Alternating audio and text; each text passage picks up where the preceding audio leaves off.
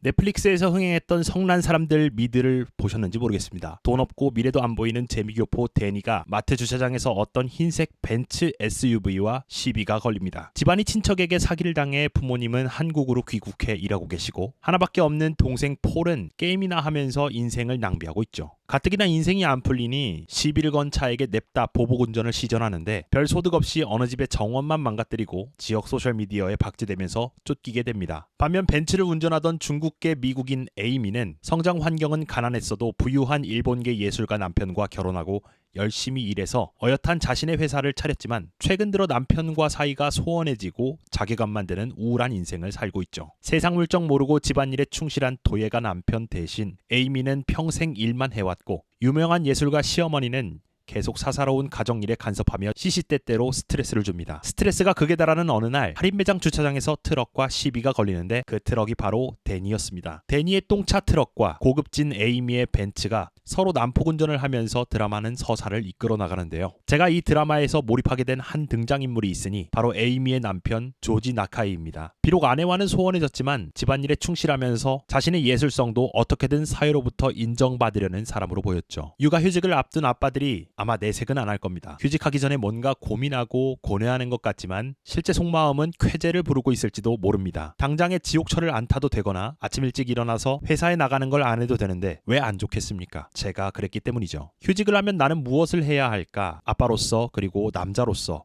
그런 고민을 하게 됩니다. 정부에서 육아 지원금을 주기는 하지만 워낙 코딱지만한 금액이라서 이거 말고 뭐라도 해야겠다 생각이 드는 순간이 언젠가 반드시 옵니다. 그렇지 않으면 아예 맘 놓고 탱자탱자 노는 부류도 가끔 있긴 하겠는데 그런 부류는 회사에 끝까지 남아서 뼈를 묻겠다. 나는 생각 따윈 없다 하시는 분들까진 아니고 아무튼 이참에 푹 쉬자 그런 타입도 있을 텐데 저는 육아휴직 기간에 어떻게든 부업수단을 생각하고 추가 수익을 얻어보자고 발을 동동 굴렀던 타입입니다. 그런데 발을 구른 만큼 저에게 수익이랄까 돈도 여유 같은 것도 잘 주어지지 않았던 이유는 그게 육아휴직이라는 타이틀로 시간을 보내는 것이기 때문에 그랬던 것 같습니다. 말 그대로 육아를 하기 위해 일을 잠시 쉬는 것이기에 육아를 최우선 순위로 내 일상을 만들어야 했던 것이죠. 당시 제 아이는 신생아라서 분유를 먹이면 낮잠을 자고 특정 요일에 백화점 문화센터에 가서 오감 발달 같은 거 해주고 집에 돌아오면 아이 밥하면서 저녁밥 준비하고 이불 펴고 바닥 닦고 이렇게 일상이 지나갔기 때문에 내 우선순위는 사업이요.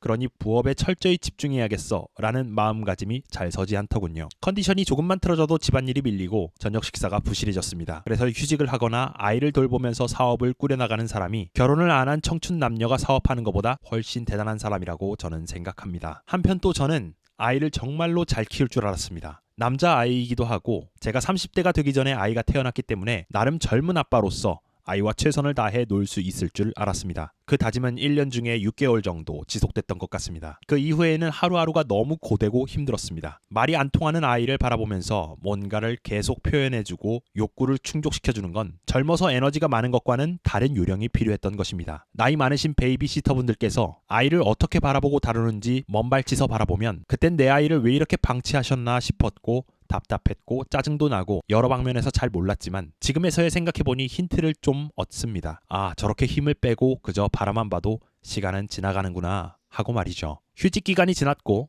복직 없이 퇴사해 지금은 전업주부로 5년째 있는데 가끔은 회사 다닐 적이 참 좋았다는 생각도 합니다. 안정적인 월급을 받고 내가 가족을 부양하고 있다는 느낌을 갖는 것은 월급만 적당하면 안정감을 주는 것 같습니다. 만약 월급이 적었다면 또 다른 고민을 하고 있지 않았을까 싶지만 아무튼 회사 다니던 시절이 그리운 건 지금의 전업주부 상황을 회피하기 위함인지도 모르겠습니다. 휴직을 앞둔 남편을 두고 계신 아내분께서 이 영상을 보고 계신다면 가볍게 남편에게 공유해 주시면 좋겠습니다. 반찬은 시켜 먹는 거 아내가 아마 이해할 겁니다. 그러나 방 청소는 휴직한 남편이 해야 하고 무엇보다 케어가 필요한 아기를 두고 휴직한 경우에는 아기를 위해 더 열심히 가사와 육아에 집중해야 한다고 저는 생각합니다. 이유식도 하고 문화센터도 가고 아이와 놀이터에 가서도 오랜 시간 같이 놀기를 저는 대부분 순간순간 다짐했지만 제가 생각한 만큼 하지 못해 저는 개인적으로 아쉽습니다. 육아하려고 한 휴직을 웬만하면 다른 곳에 쓰지 말고 아기 보살피는 데 더 집중했으면 우리 애가 좀 더 좋은 쪽으로 달라지지 않았을까 후회도 됩니다. 그렇게 저는 하루를 보내고 자기 전에 한두 시간 독서를 하건 넷플릭스를 보건 스마트 스토어를 하건 자잘하게 하면서 문득 깨닫게 되었습니다. 직장만큼 힘든 게 육아이고 집안일이라는 것을요. 내가 할 수 있는 수많은 커리어를 다 내려놓고 집 청소를 하면서 가끔은 한숨도 쉬어야 하는 현실을 받아들여야 하는 게 전업주부라는 것을요. 그리고 또 하나는 전업주부 남편과 함께 사는 아내는 거의 대부분 남편을 이해하고 전업주부 아내와 함께 사는 남편은 거의 대부분 아내를 이해하기 어려워합니다. 오늘은 더 성난 사람들에 등장한 세상 물정 모르는 도예가 남편 조지 나카이가 생각납니다. 끝까지 봐주셔서 감사합니다. 좋은 하루 되세요.